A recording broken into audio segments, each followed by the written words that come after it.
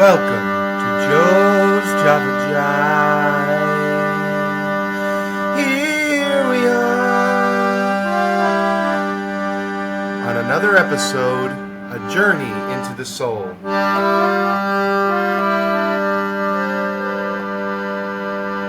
We hope you are doing well. We hope you are living in heaven and not hell. You create your own reality.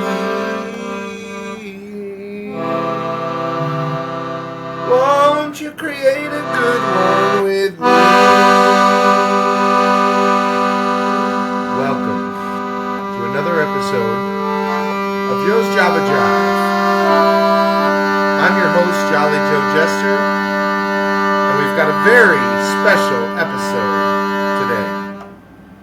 So, today we're going to be talking to somebody who's got a lot of experience communicating with the spirit, having conversations not only with the great beyond, but within their innermost heart and soul. So folks, sit back, relax, and enjoy this unique conversation with Oshara from the SETH House.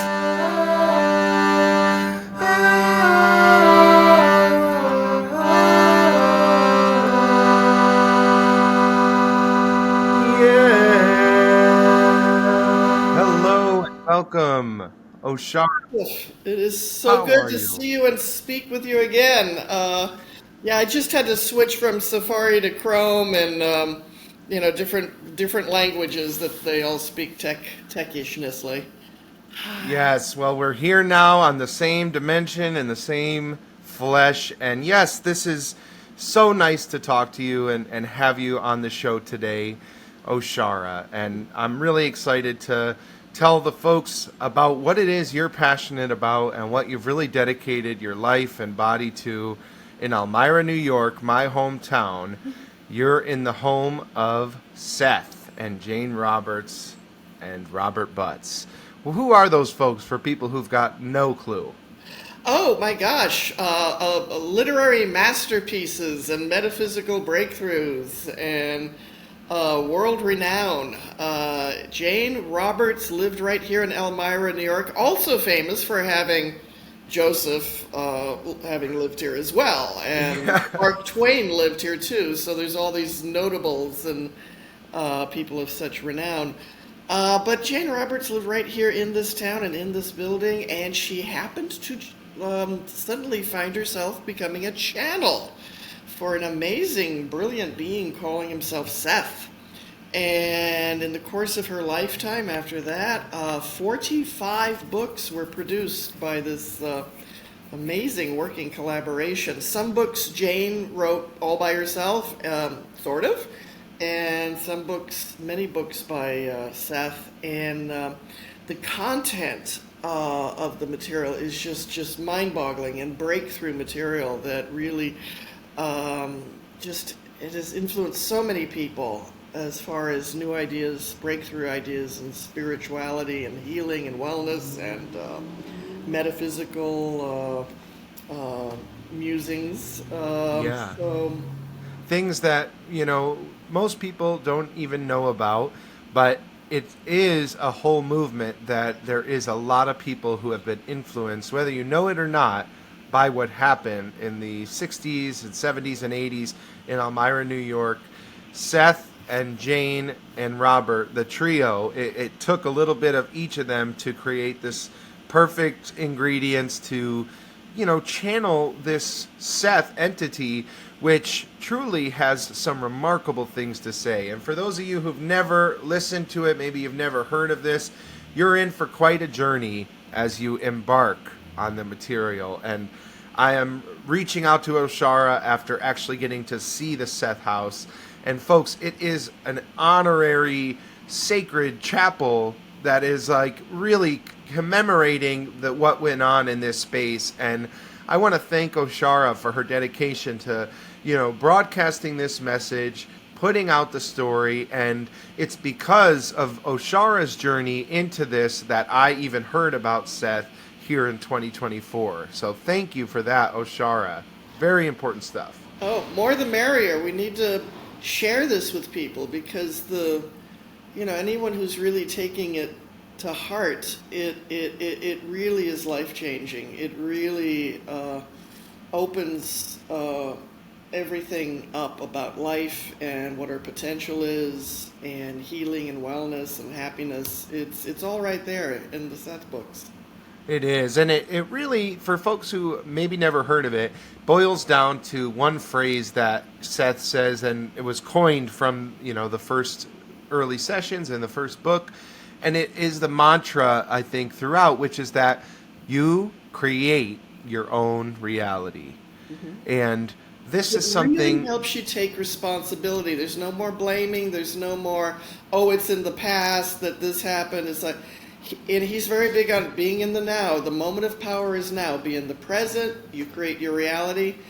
And we are unlimited as to what we can create in the here and now going forward. If we just take on that responsibility and that realization, Yeah. I create my life and I'm unlimited in what I choose to do here and now. But yeah, I'm excited about this. I think it might have interrupted your flow there with what Oh you're no. going with. Yeah, you're so right. It's all about us and creating our own experience here. And I think that is, what it all boils down to. And it's also in that first book, Seth Speaks, which I just did finish. I flew through this book like I've never flown through a book before. Like, seriously, the material, everybody resonates with it because it just seems so true and real and very interesting. And even if you're skeptical or confused and don't quite understand the channeling aspect of it, the material speaks for itself and it just flows. It's a masterpiece. Whether or not you can deal with the idea of channeling or that a book could be written by someone without a body who is multidimensional and has the perspective of having lived many lives and is aware of and able to visit many dimensions. That's the kind of people I want to talk to, is people who really are, they know what's going on from a vaster vantage point. So those are the authors I want to read. And he started talking like in 1963, and they channeled for 20 years until Jane's passing in 1984. And this amazing being, visited this house 2, 3, 4 times a week, and spoke, and through Jane, and everything that Seth said through Jane, Rob dutifully wrote down in his shorthand and then typed it over, and that's why we have all this massive tome of information. It's because of that partnership. Jane channeled, her husband took dictation, and Seth gave us the goods. Yes, he sure did. It was a perfect storm. And let's paint the picture for folks on who Jane and Robert were before this entity and kind of how the perfect storm was calculated, because they were living unique lives there on Water Street in Elmira. Yeah, they were already, I want to say hippie-type bohemians in 1963. They were authors. Well, I should say Jane Roberts was a published author and a poet. She had her sights set on, poetry and science fiction. And she was getting her work published. And her husband, Robert, was an artist. And he was doing his own painting and stuff. He was also working as an illustrator. And he illustrated comic books and greeting cards. And he also just every day he was working on his own paintings. So, and Jane was a painter as well. She, but her writing was her main thing. And then, so she was 33, and something happened in this room where she was sitting right at that table, and she was writing poetry. And all of a sudden, she had this huge spiritual experience. She had an out-of-body experience, and this huge rush of information coming into her awareness about the nature of reality and everything. And it lasted a pretty long time. And then when she came back to her body and her normal waking self, normal, conscious self, she saw that she had handwritten a 40-page document called the Universe's Idea Construction, this describing some of the experiences she was having and some of the ways of the workings of the universe. And Yeah. this experience just changed her life completely, as well as her husband's, because before that they didn't really want to look at spiritual or things. They both had very difficult upbringings with religion not being kind to them. And so they were just wanting to make their lives the way they wanted to. And then all of a sudden she has this breakthrough in consciousness and decides, along with her husband, to let's pursue what happened to you. Let's go on an investigation about what is this stuff we know hardly anything about. And within a few months, part of their investigations led to experimenting with a Ouija board.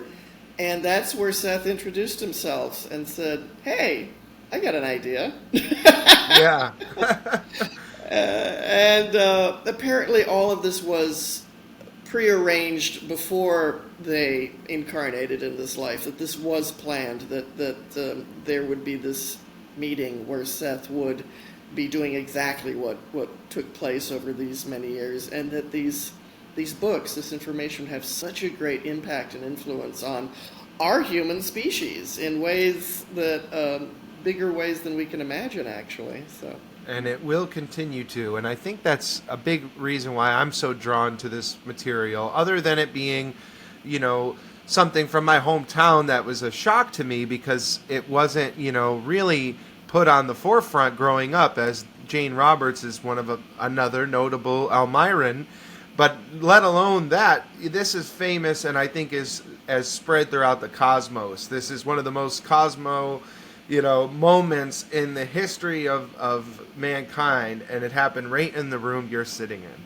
And you can come here too, because we're really open. After 8 years of working, almost 8 years, on this project and making it into a 501c3 nonprofit, and then being able to receive enough donations to purchase the building, and now restoring the building. It was a mess. It needed a lot of love and paint and putty and everything. We're wanting to open this house up to the public in a bigger way so that other people can come here and enjoy a magnificent old building, and that this is the birthplace of the Seth Books and really a new movement in consciousness. I mean, in this living room was born information.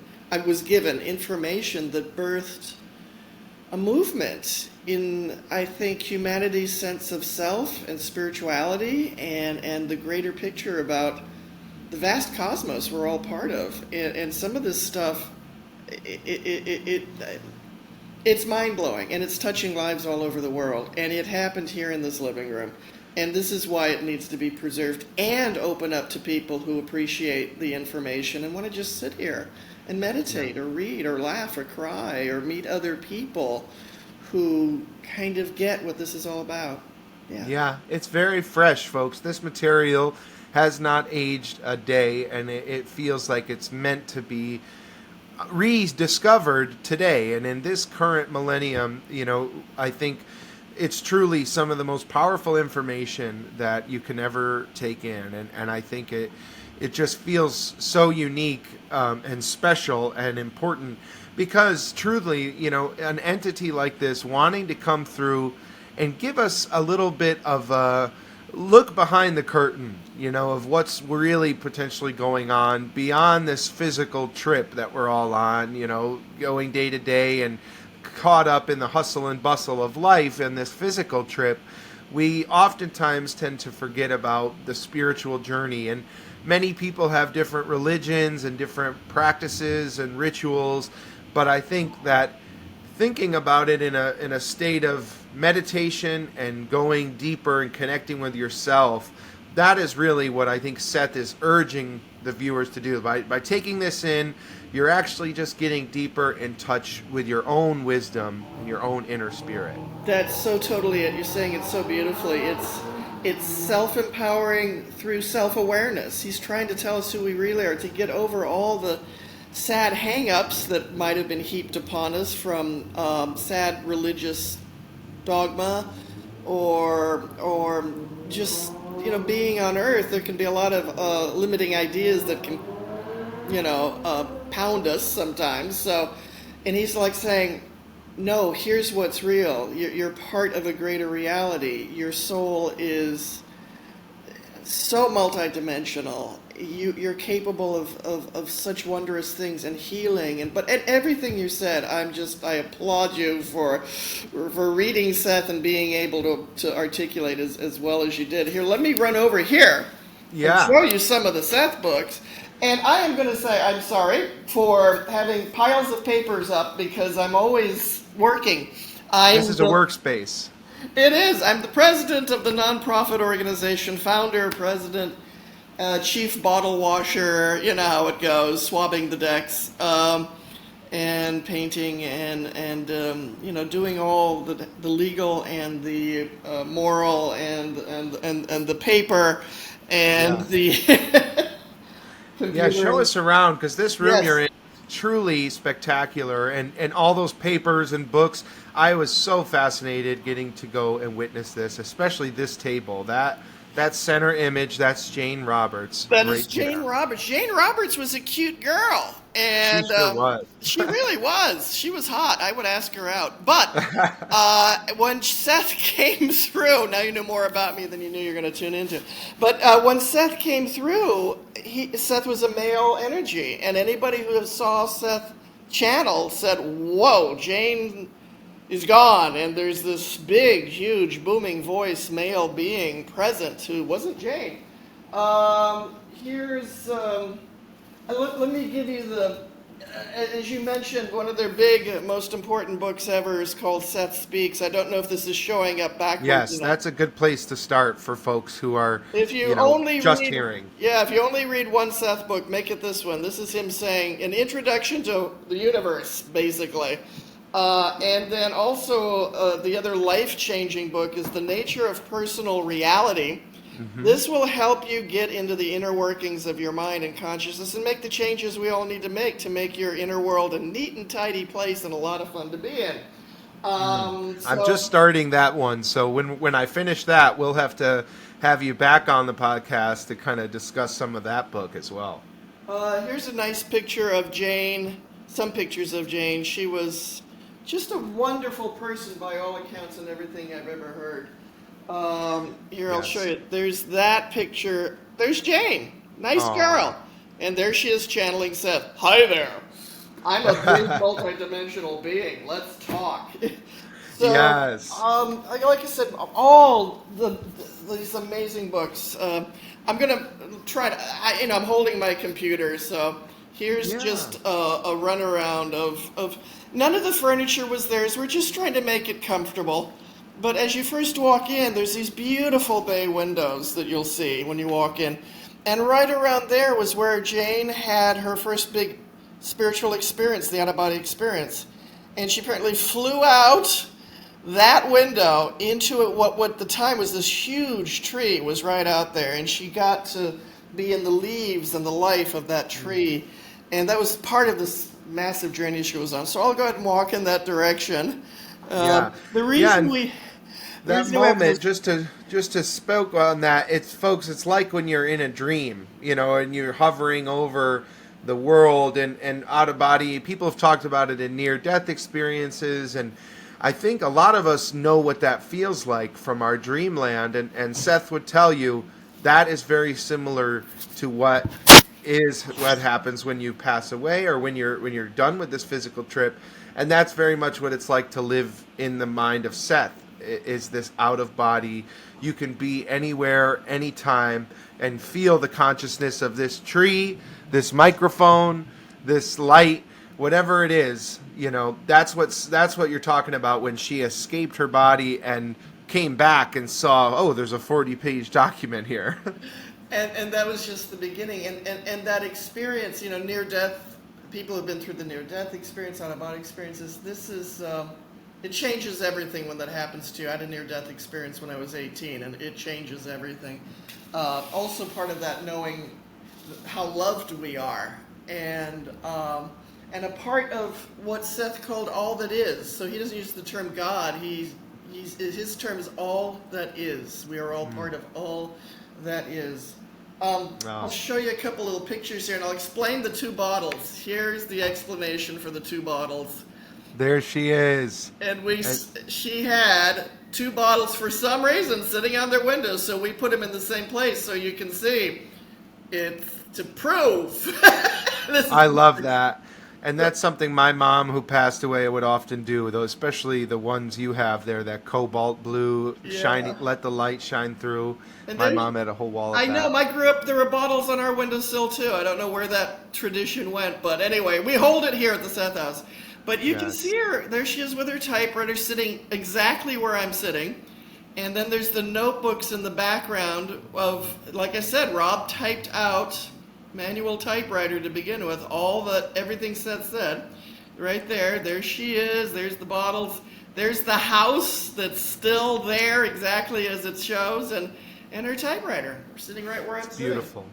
Yeah, folks, it's really incredible. And when you're there in person, you feel the energy that's still there very much. And that's what we want so much, is for people who really get this information, like you. And like we sat silently here, and just I want people to just be able to feel what they feel. But it is here. And Seth talks about timeless universe, and for all those years that they were doing this, and he was visiting.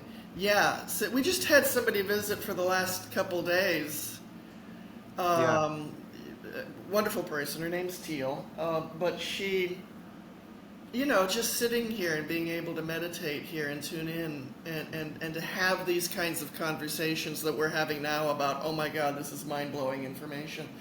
That's what this place is to be about. It's about the people living today in physical bodies who get or want to understand more about reality and who we are in Seth, and to open ourselves up for these conversations here at the Seth House that'll be an open center for all kinds of things. So it's incredible, folks, and I want to, we're going to talk a lot more about Seth, and I want to talk about your story too, Oshara, and I just wanted to start with how the funny situation with how we met on May 24th. I was driving to Elmira to celebrate and be with my family on the anniversary of my mom's passing. Oh, so it's May 24th, and 2020 she passed away, and was a big spiritual reckoning for me, and I really was there for her in that journey. And I talked a lot about my mom and in the last episode of Joe's Java Jive, but on this episode, what happened on May 24th blew my mind. So I'm driving down the highway towards Elmira, and I'm listening to Seth Speaks. There's a great audio book available, and I'm listening. I'm hearing about reincarnation and how the process of choosing your next body or what happens after you die really depends on your interpretation, and almost like in a lucid dream. If you imagine hell your whole life, you're probably gonna visit some version of that you've created, and Seth is talking about, if you imagine heaven and greeting loved ones, you'll be able to have these moments of reconciling at the end. And then they also talked about reincarnation and how the process of the soul can have a long journey into choosing what's next and what you're going to show up into next. And very interesting stuff, and it all checks out a lot with other forms of reincarnation in an existence. But all of a sudden, I'm driving down the highway on this anniversary of my mom's heart stopping, and all of a sudden my car engine light comes blinking on. Brand new, this is a nice car. All of a sudden, the car stops moving, and I have to go off the highway and go and get it picked up. Sure enough, it's an issue, a random recall with my specific car and the engine. So I am going to get a brand new car engine from this. The way it all worked out, my car is going to go back to zero and be a reincarnated car. So thanks, Seth, and my mom. And next thing you know, I'm in Elmira a week longer than expected. That's the page turner of the story here, because the car went as it Yeah. did, and he was on his way with this important remembrance of his mother gathering. He had to stay longer in Elmira. Yay! Yay! And I knew it was meant to be. From the Seth, I had no fear. I wasn't angry. I was like, okay, I guess I get to spend a week longer in my hometown, and I bet I get to see the Seth house now, for sure. And folks, I went twice within the week I was there, and I got to take my partner Serena to see it, and it was just magnificent. It was exactly what I needed to see to confirm all of these connections and to really get excited about my own spiritual journey, feeling like it's just getting started, and also about educating my friends and family and my audience on this material because I think it's so, so important. And as soon as I met Oshara and connected with you, I said, I want to be on the Seth team here. Oh. I'm obsessed. Obsessed. Obsessed. I love it. I'm obsessed. You coined that term. I related to it immediately. Yes. It's it. That's it. Because something about this material, folks, when you take it in, you might be skeptical. You might not understand it. Just start listening. Just start listening, and then you'll start listening to your inner wisdom, to the world around us, and everybody in your life. Every physical thing in your life is there because you created it. You know, it's there because you're supposed to interact with it and make choices, but realize that every single choice you make, you know, there's a million other probable realities that, you know, of the choices you didn't make, and they're existing too. You know, it was, so I was meant to, of all the things that could have happened this spring, meeting Seth, meeting Oshara, and meeting the Seth house and Jane and Robert throughout, this is exactly where I'm supposed to be, and it's why I'm so excited to have you talking to the folks and starting the beginning of spreading this message out at the mountaintops. I'm so excited about this and to connect with you too, and your energy is contagious, and so is mine. I mean, together we are a pandemic, you know, of ourselves here. But and this is the joy, being able to share this with people when something rings true and when something turns the light bulb inside. It's such a joy to be able to talk with other people about it too. And broaden the conversation for more people to join this talk fest, this Seth fest. This speaking of which, what do you got though? Speaking of which, we're going to be having an event next week, June 21, 22, 23. In the year is 2024. I realize there's going to be people watching this hundreds of years from now going like, wait, there's not an event next week because this happened in a timeless universe that has already passed, but da-da-da-da. But anyway, we're gearing up, as I said, to have more public gatherings, special events, and we want to start regular events too, and I'm hoping that maybe every Friday we might be able to just be open every Friday, and that's what it's, you know, have volunteers here, because I'm only one person, at least that you can see. I realize I'm multidimensional and I'm busy in all my other incarnations too, but you know, we need more people to help out and to volunteer, like for special events and helping around the house. And this woman who just visited a couple days ago, she brought a U-Haul of furniture down from Buffalo to donate to the house, and we were here 2 days just unloading the U-Haul and decorating. She brought light fixtures where we have naked bulbs that are scary. She brought chairs. We need so many chairs for people to sit on so we can talk. And it's a 3-story mansion that was divided into 8 apartments. Jane and Rob lived in this apartment, and then they also rented an additional apartment across the hall. But it's a huge building. Join the vision. We can do so much here because we have all this space and so much to clean up constantly and paint, and it's a work in progress, but I'm saying that now's a great time to be part of this because it's that exciting part where it's creative. Let's make this space beautiful and fun and whimsical and charming and that anybody walking in, it'll just go wow, wow in every room because it feels good, it looks good, and that we can all sit and talk or meditate or read in every room, or cry or laugh or dance or make music Yeah. everywhere. This is our clubhouse. The Seth House is our clubhouse, our playhouse, and our place for community and growing together and enriching each other's lives. I really mean this. I can you tell how I just go on about how amazing it's going to be? And I'm you going feel on. it. You feel it when you're there that really this is one of the most beautiful things that I've ever heard of happening in my hometown, because it's just so exciting to there was not a lot of places like this when I grew up, in Elmira. I didn't feel really spiritually connected. If you weren't at a church or at the mall, it's like where am I going to gather with people, and have sort of a spiritual moment. And there's these kinds of environments, and I love Seth because it's not any religion. You're not starting a religion. You're not starting a cult. You're sharing the old info of this, but it's very present. It's meant to be listened to now by my generation.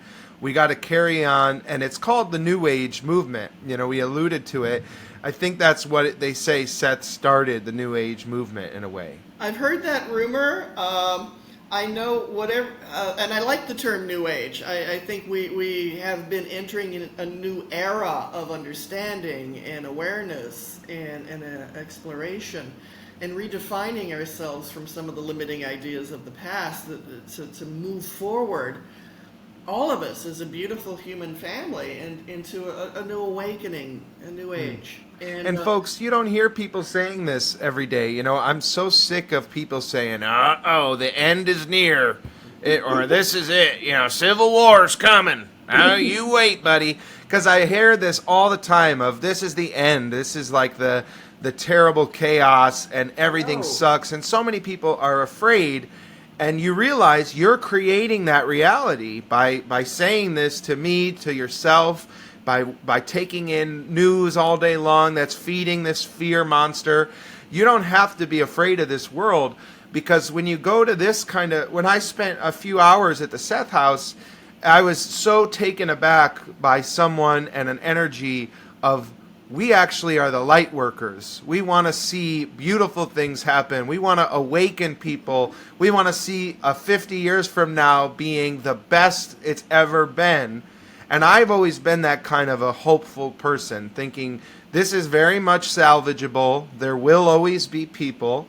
But how can we create a world that's so much better than the one we have now? And nobody's talking about it. I'm very excited. I know there's people out there making a difference. Those are the people you want to team up with, help those people, feed people, clothe people, but also educate and create these kinds of safe spaces for people to do spiritual journeying, creation, gathering. So all of that stuff makes me like, this is such a perfect place, especially for Elmira, New York in 2024. To take what happened 50 years ago and say, we're honoring it in this beautiful mansion, as you called it. And every single room in there has a different world. It feels so different in every single room. It's really worth checking out, folks. You have to make the trip up and connect with Oshara online. And the Seth House on Facebook, you can arrange and create your opportunity to really take this magnificent tour into another dimension. God, I love everything you're saying. I'm just like eating it up. It's like I'm like listening to you going, like, sign me up. I want to be part of that. That sounds great. It's great.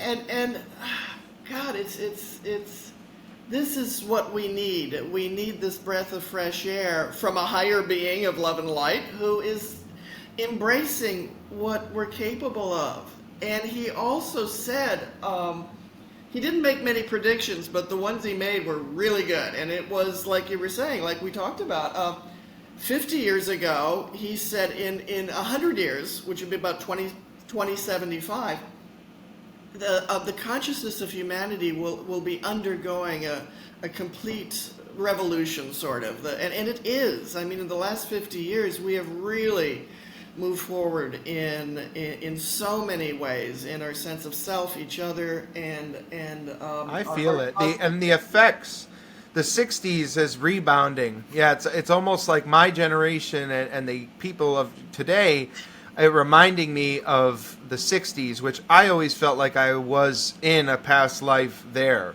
somehow part of those bigger movements. Oh, and And I feel a kinship with that era too. That was a breakthrough time of new ideas and awakening and all over in music, colorful. Yes, on Elmira, in Britain, and the all over the beatniks, world. There was a renewal. It was the baby boomers, so to post-war. speak. Yeah, but what Seth's saying is okay. So Seth was happening in the '60s and '70s, and in the early '70s, he made that prediction about the future. So Seth is reassuring us, no. The world is not going to end. Far from it. Far from it. The world's not ending. We're not going, to crumble or anything. He's saying we are on a process of renewal and uplift. And yeah, so while that's going on, of course, there's shit shows never stop, and then they'll continue, and people griping, and people fear-mongering, or people trying to control this, that, or another thing, and the media is nonsense. But the truth is, our human consciousness is on this awakening path that is just full steam ahead.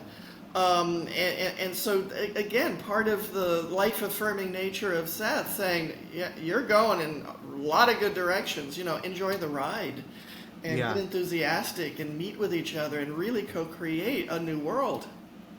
That's so it. And I realize, like, there's something about it living in this world and being a white male.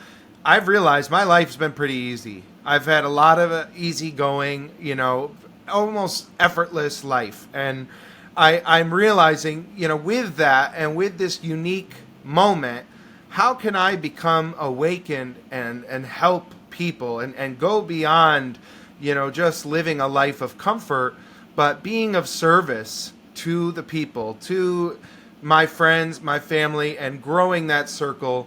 And I think a big part of the Seth information is saying this trip we're on now is really like a secondary, physical version of a much deeper entity trip that is beyond our five senses. And it's almost like this is those people who've said this is a simulation or something, and that we can create our own realities. It's being aware that yes, if this is a simulation, and there's a way to make it better and a way to make this whole thing better for everyone, isn't that worth giving a good go at? Isn't it worth envisioning that? Because our imagination can be both fear or love. It can be either I'm imagining a hopeful, beautiful world, or I'm imagining an inferno of chaos and anarchy. And both of those are rooted in your imagination. And if you're thinking about both of them, you're giving power to both of them. But I think if more of us focused on this unity and collective consciousness boosting into higher beings, we're supposed to keep evolving. We're not supposed to stop at, apes on computers with making, a salary and there we go. I have a nice home and that's it. I think we're really supposed to keep growing and that evolution chart. And it's going to happen in here, in our minds, in our spiritual bodies, I think, truly transforming. And this material is almost a step-by-step guide. It's really mind-blowing. And to me, just being into it for a couple of months, I'm so excited to continue diving and to reread and to have more conversations with you to open up my generation and the next generation and people who are already aware about it to say, let's go deeper. Let's really figure out what's going on now in this very moment. Yes, who are we and what can we do? What are we doing here at this time? I just love what you're saying. You're spot on with every insight you're sharing. And it's like, another thing, no matter what, people, I have to live here. I have to live right about here. And I live in the world of my thoughts and my feelings and my imagination, and I create those. And once I start taking responsibility for that energy that I'm creating, I can make it a nice place to live.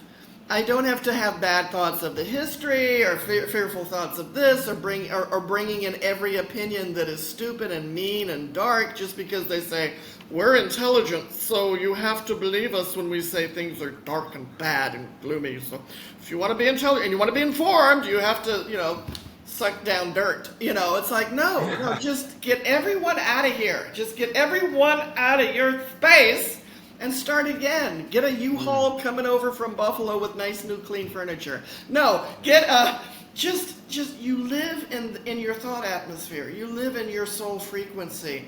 You can change absolutely everything about how you feel about you, your opinions of reality and the universe. You can be loving and bright and radiate an amazing energy, and it can all change in an instant when you decide, I want this to be a nice place to live, and I want this to be a place that radiates, that I am a place that radiates love and light and goodness and laughter. You can be that person. We're always choosing who we're going to be, who we want to be. Choose wisely, Yes, that's why I try to identify as Jolly Joe Jester. I right there. That's who I am. I'm a proud person to bring joy, to bring a sense of ease, to bring a sense of everything's going to be okay. And even with that, there's an element of everything you just said is so spot on, and it really is about creating a sense of well-being and ease, and that's contagious. That's why all of those maternal figures in your life made you feel at home and take a rest, and that's what I'm always singing about in my music as Jolly Joe Jester, is those wisdom nuggets from my mom, and also wisdom from the people who, these spiritual leaders who talk about these messages that came through. And every one of these self-help things is all about how to change, first, your state, your state of being, your story, and that's like, oh, this is are you either at a rock bottom and it's only going to get better from here, or is everything just, you're a victim of the world? That's like an example of your story. And then the strategy of how can I change it? And that comes last, because if the other two are in order, you'll find the strategy just comes. Like you getting this house. Yeah. You didn't go into it thinking, that this was how it was going to go down, but you just followed your heart, and here you are. Yeah. How did that journey go? And tell us a little about that's too crazy long a story, but I'm inspired by something else you said I wanted to launch off on, but launch off of that. That idea of how powerful our consciousness is. And if we ask ourselves different questions, we'll get different answers. Instead of asking, why am I so stupid? Say, well, ask yourself questions that you want the answers to. Like, how can I fix this? How can I change this? What's the best choices I can make right now? What should I let go of? Where should I, the funny thing is you ask yourself in the universe questions that are kind of positive and expecting a positive answer. You get these answers coming to you. You get guidance. I mean, Seth also said that there's always a helping hand for us. I mean, that might sound like spooky and woo-woo, but that there are all these beings of light who really sincerely do want to help us and give us positive information. We got to be open to it and let it in. You have to. And just to open up and start talking to the universe, all that is, your guides, your guardians, your angels, God, just in a positive way say, let's make my life better. What are some choices? What can I do? I'm in a situation I don't want to be in. What's my sensible step-by-step way out of this and into something new that feels right? And you can get the most mind-blowing answers for what your steps can be and what your opportunities are that you weren't looking at until you just stop for a moment, open up to the universe, start talking sincerely and saying, help me get to that life that they're talking about right now. Help me get to, what is my highest manifestation? And what are the steps I can take from here to there? Give me some insights. Make me feel loved. It's like, start getting reconnected with, your spiritual source, whatever you want to call it. I think all the pain in the world that people are having is they feel disconnected from God or the source or whatever you call it, and we need to get back in touch with our true spiritual natures, our oversoul, our higher selves. Start talking to it, start connecting it, start living with it all the time, and that will be how you manifest here on earth, not alone, but as part of a collective of loving soul energy. That's how we can live. I think that's what's going to change everything. That's such great advice. And for folks who, that feels like, easier said than done, Just Seth, do it. It's amazing what happens when you start to do stuff like that. It's like, oh my God, I hear voices. Oh my God, I feel loved. Oh my God, I'm feeling answers rise up. And it's not that crazy. This is like stuff that all these different religions and things, when in the form of prayer, which is an acknowledged, understanding verb, you know what it's like to pray.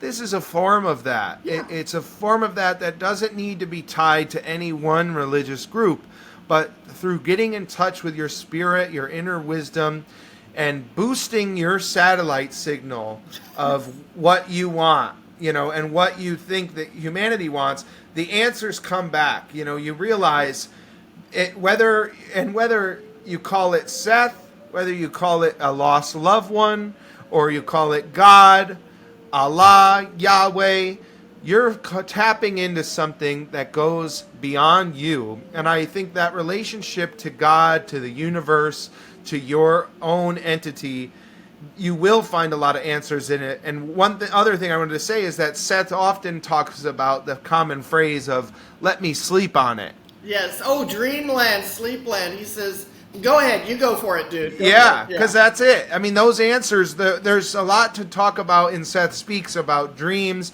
and dreamland. We alluded to it with Jane's out-of-body experience. But the power of going into sleep and right before you go to bed, asking a question that you want guidance on, or asking for something that you need. I've heard so many stories throughout my life of in the dreams, people will find out where that thing they've been looking for is. And I heard that recently. They dreamt of it, and sure enough, it was right there. And you hear it all the time, that people, the answers come to them in sleep. It's true. It's real. It has been practiced and happened in this reality by all kinds of people, creative ideas, answers. And Seth really went at length in his books about how we can really harness our sleep time and be aware of everything. What we're doing in the sleep state is more than snoring, and he goes into it and light up your nightlife with Seth. Yes, folks, you could lucid dream, and I'm excited to get into more of this stuff because I know so many people. It's weird when you start reading Seth Speaks, your dreams become more vivid. Yeah, it's just the awareness and letting go of the trip of I don't remember any of my dreams. Like, that's a limiting belief. Mm-hmm. That's you telling yourself that and creating that reality, where you start listening to Seth and realizing, wait, maybe I'm doing more than just snoring here.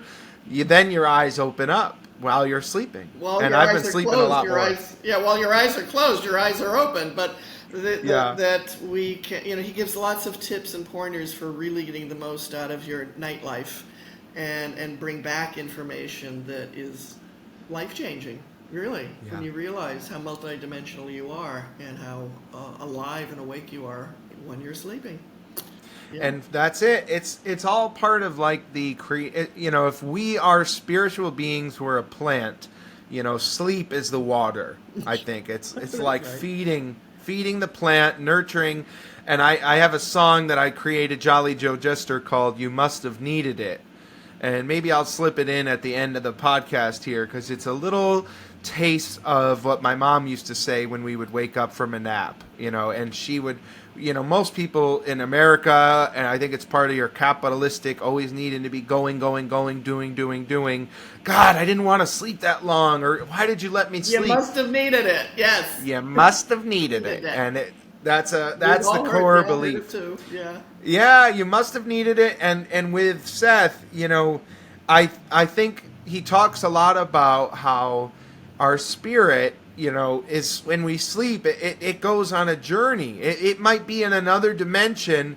Your spirit might be helping somebody else. You might even be a guide to someone else that you don't even know while you're asleep. True. That's what he says, too, that really is mind-blowing as well. In your sleep state, you can be doing some amazing good things. And he has said that sometimes your sleeping life, you're doing so much more than you're doing in your day life that you're conscious of. And we're interacting with other beings in our sleep state. And as you said, functioning as a guide or a helper for others.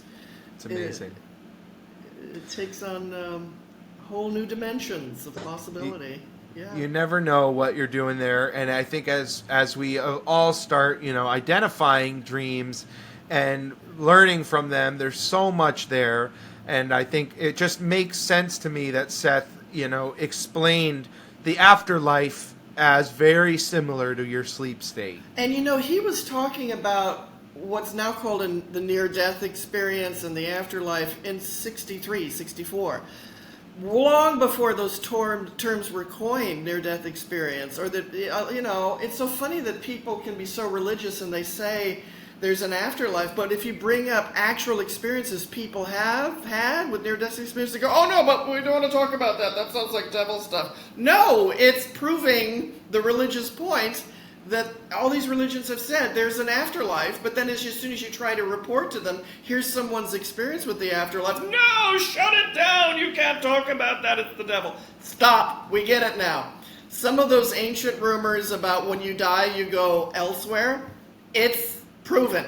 It's the fact. There's no denying there is an afterlife. I'm telling you this. Stop thinking that this is a debate or a discussion or a theory.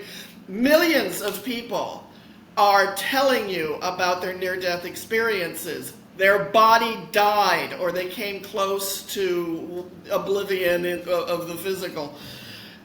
And then something happens. And then their life changes completely and they come back. And thank God so many people are telling us what happened to them after those moments occurred. And you can go, if you haven't done it yet, go on YouTube, do yourself a favor, just put in near-death experience and you could be watching testimonials from people for the rest of your physical life. There are so many testimonials from people saying, this is what happened to me, this is proven to me there's an afterlife. I mean, folks, there's a lot of people that they think they're so smart and scientific because they can say, oh, you just had a brain fart. No. You have to be an idiot to try to say to literally millions of people who've had these experiences, oh, you just made it up. It's like, no, those doubters, those idiots, let's just call them idiots, because when you're presented with facts and you still got, you're an idiot. Yeah. I mean, when you get that much factual information, this many eyewitness accounts, and you go, but I'm too intellectual to believe that because I just want to be smarter than that. And I don't want to open my mind to that. A lot of those people are just such fucking cowards. And, that's really what it is. They're afraid of an afterlife. They're cowards to try to let their minds grow to receive what's true. They're too happy in their little boxes. Anything outside the little box is scary. So it used to be that those very people said, oh, you made up an afterlife because you're so scared of the death and the oblivion that happens and your life will end. You're just scared. That's why you have to make up an afterlife. It's the absolute reverse. The cowards are the ones who deny afterlife. The cowards are the ones who won't open their minds to actually how magnificent and beautiful reality is, and we are a part of it. So don't listen to the idiots. Eventually they'll come along kicking and screaming, like, okay, I was wrong. There is maybe in a next lifetime they'll figure it out. So they'll be the last idiots, and they'll be the most surprised people when when they die and go, oh, I'm dead and I'm alive. Oh, everyone's going to tell me I told you so. Yeah, we will, asshole. Yeah. I am passionate about this. The facts are in. There's afterlife. The facts are in. We're in a multidimensional reality. The facts are in. Millions of people witness this, experience this, and live this way. Quit holding yourself back. You have infinite power and imagination and possibility and potential. Live it now while you're physical. Don't waste another moment. Be joyful. Feel the love that is constantly coming to you from on high, from all that is.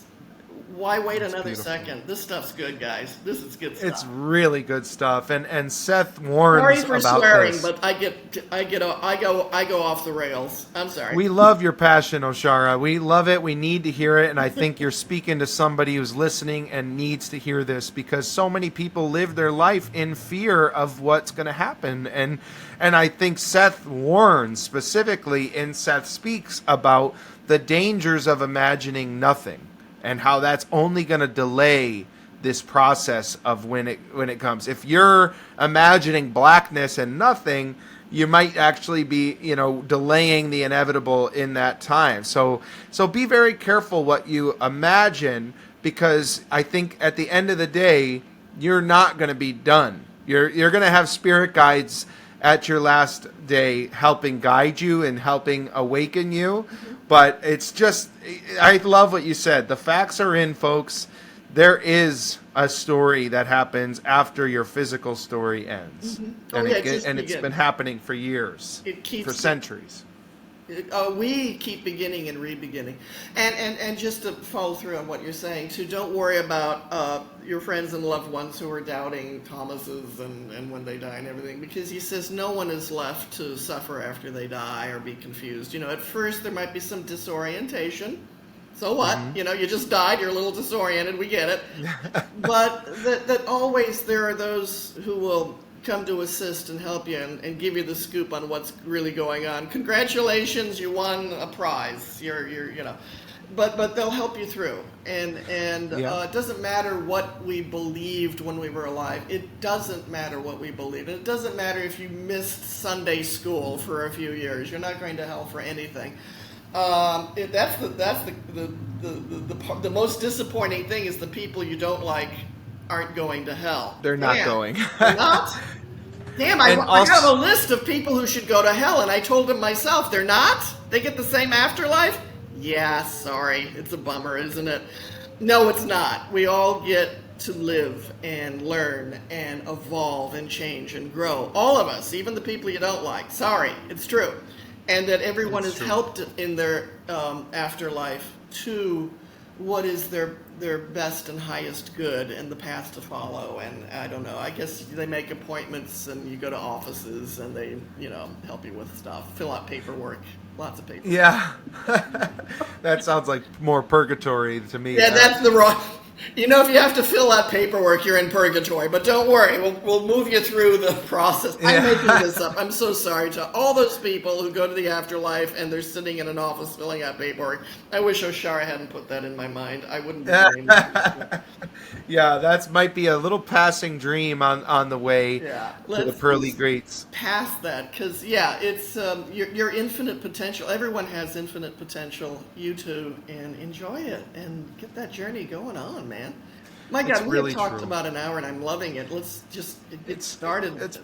We're wrapping it up, and folks, if you want to hear more about this end of the journey talk, I do encourage you to listen to our last episode about my mom. There's actually a recording. I saw that. I heard it. It was very, very heartful to feel your love for your mother. My mother passed. My mother was born May 23rd, and she lived to be 86, and she passed many years ago. But there's something about all of that. But anyway, I thought you really it was very heartful what you shared. So thank you, and it's very much about this journey, and as seeing my mom pass, I know there was those guides in the room, and that she was on a journey in the end, and I think this Akashic record reading really put her in the right frame of mind to say goodbye to that physical body and hello to the spiritual journey. And it's powerful. And she had you to help her with her send-off, with what you informed her about and what she already knew, too, about stepping into the next dimension. And another thing for us to keep in mind is now we have friends in high places, that we do have the loved ones in other dimensions. And love, that's the thing about love. Love is what connects us with all these other beings and other dimensions, and... this is really the core of how the universe works. Is it really? And Seth says this too. It's the world loves itself in all its parts. The soul entity loves itself in all its parts. I mean, it's so love-based. And even if you're out there right now, you don't feel loved, you don't feel loving, too bad. It still exists, and you will return to that feeling of love. Your heart will open again. It's a temporary thing when we feel that there's not love in our lives or love in our world. I mean, start to flip that switch again. Start to believe in love. I have mugs that say believe in love because I need a reminder too sometimes. Where's my love mugs, you know? Yeah, But truly, it reminds me. Get yourself back to a loving state of being, self-love, because that really does, that's, again, it's a much better place to live in, is self-love. Put it there. Keep it on. Live it that way. And you are loved by the universe more than you can imagine. Go ahead, Joe. Each and every one of you, and it reminded me of a quote that what you just said. And there's a film, Interstellar, by Christopher Nolan, and it's a very powerful film, very Sethian in a way as I look back at it now. And I looked up the quote. It says, "Love is the one thing we're capable of perceiving that transcends dimensions of time and space. Maybe we should trust that, even if we can't understand it." Wow, that's it. That's so Seth. And that's so Seth. I mean, that guy must have read Seth. Yeah, and definitely. I realize we're going to be wrapping up soon, and we've just scratched the surface of what can be said about Seth. Like, Seth talked for 20 years, and he is still talking. He's still trying to let us know. And let Seth visit you sometime. He doesn't take up any space, and he won't ask for food. Yep, he's a great guest. I'll tell you a couple of real quick things so you know. Here is a picture of this building. Bring it in a little closer, and it'll escape all the light. There it is. It's beautiful. It needs love. It's hasn't, and we're giving it to it. So please restore me. It is a beautiful mansion. I want this painted 15 colors. The bright that you can see it from space, that you can find the Seth house because it's the most colorful house ever. We have to fix the roof. We have to fix the building. The exterior is some rotting wood and all that. But that's the place where Jane Roberts channeled Seth. This is the place I'm sitting right now. You can't see me, but I think I'm sitting in one of these three windows. I can't tell because I'm backwards here. But this is where it is. It's in Elmira, New York. It's the most magical, sacred place on earth, in my opinion. And I think it'd be wonderful if you can come to visit and to find out more. We have a website. Genius title for the website. The Seth House. I made that up. The SETHHouse.org. The SETHHouse.org. We also have a Facebook page, and that's the Seth House discussion group. But I think go to the website, and you can find, it's like we have our news and events page, we have a contact us, and also we have a donation page because all of this was made possible from the donations of about 400 people. In 8 years, about 400 people have donated, and that's why we were able to have the nonprofit 501c3 buy the building so that it will be preserved forever and ever. You know, when I die, and I promise you I will, that there will be other people who can carry the torch. No torch, it's flammable. But the stewardship of this building and guiding the activities that happen here long after our generation is gone, that this building will be here to honor Seth. I'm getting a phone call. We'll get it. Well, just stop later. I'm so it's busy. Seth calling. I really Folks, am. please support the Seth House because more people like me will hear about it, will be taking in the information, and you're actually changing the world in a small way by supporting this house. Yeah, and come on over. And this matters. Stuff like this matters. And you matter. And we all matter. And we need to really act like that and live this way. And that's what changes everything. Is when we realize, all this and so much more. I love you. I really do. I love you too, Oshara. This is so beautiful. I'm going to close it out with one quote from Seth from a recent meme. If you get into the Seth Facebook groups and everything, you're going to see these all the time, and I'm loving them. So I'm going to close it with this from The Nature of Personal Reality. The soul does not exist apart from nature. It is not thrust into nature. Nature is the soul in flesh. In whatever it materializations, the flesh is as spiritual as the soul, and the soul is as nature as the flesh. In your terms, the body is the living soul. Now the soul can live and does in many forms, some physical and some not. But while you are material, the body is the living soul. The body constantly heals itself, which means that the soul in flesh heals itself. The body is often closer to the soul than the mind is because it automatically grows as a flower does, trusting its nature. There you go, folks. An example of just some of the wisdom that's out there waiting for you. That's sacred stuff, really coming back to the sacredness of our souls and who we are. And thank you for that. This beautiful, perfect quote. That really is. Well, thank you so much, Oshara. Folks, please check it out. We will have links to all of those sites that we mentioned right here in the description of the episode. And we want to thank you, and we will be having you back in the future to discuss this.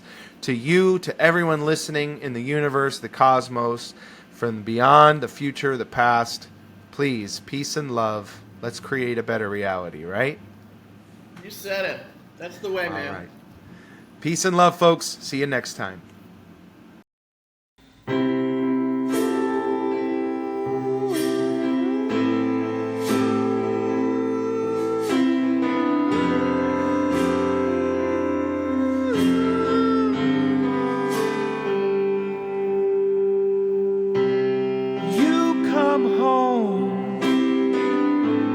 The same way, looking deep, you wanna sleep. Who are you? What you wanna do when you come through your avenue? You wanna sleep.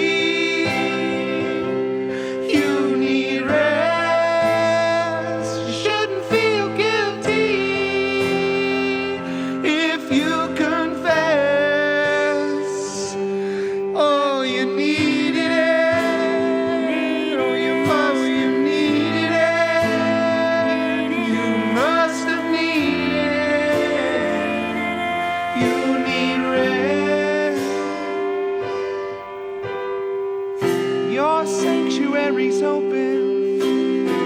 No more coffee to chug. The machine is closed, and you need a hug. Get cozy, dozy, and snug as a bug. Open up your heart and let in the love you want to sleep. You need rest. You shouldn't feel guilty if you confess. Oh, you needed it. Oh, you needed it. You must have needed it. You need rest, and that's okay. Take the rest of the day. Everything can wait. Hit the hay. You wanna sleep. Take the rest of the day. You shouldn't feel guilty if you confess. You needed it. Oh, you needed it. You must have needed it. You need rest. You needed it. Oh, you needed it.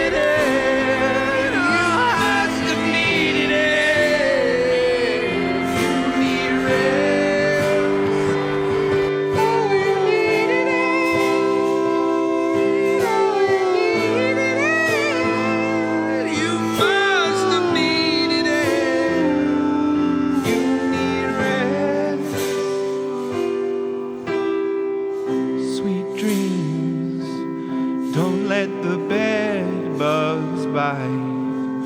And if they do, you can hit them with a shoe. I love you. I love you. I love you. I love you. I love you. I love you.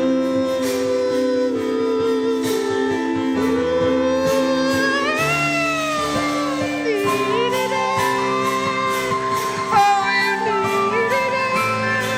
You must have needed it.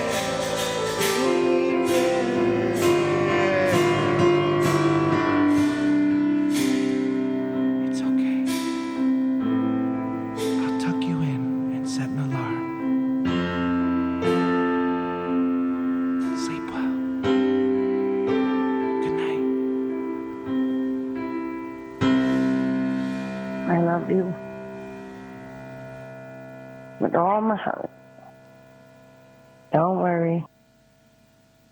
Be happy. Bye, Jojo. Mwah.